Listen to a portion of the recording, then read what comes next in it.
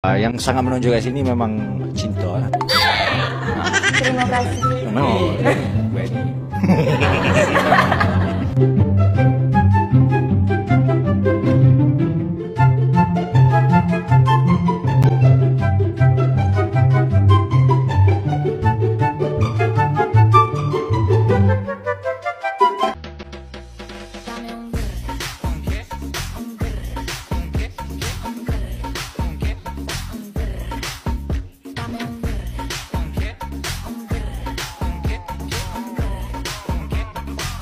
Dia adalah kau kena call Ferry.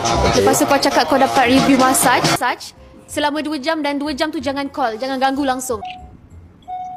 Papa dapat review massage ni, Papa nak pergi massage selama 2 jam. So Mami jangan kacau Papa, okey? Bila? Sekarang. Bye-bye. Ayah, aku boleh massage.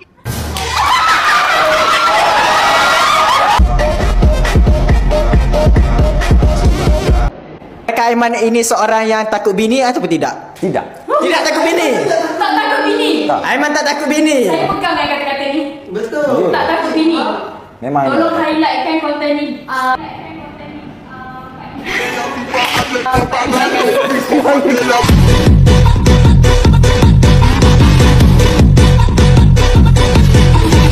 Cuba tanya dia, mop lantai, bas pinggir.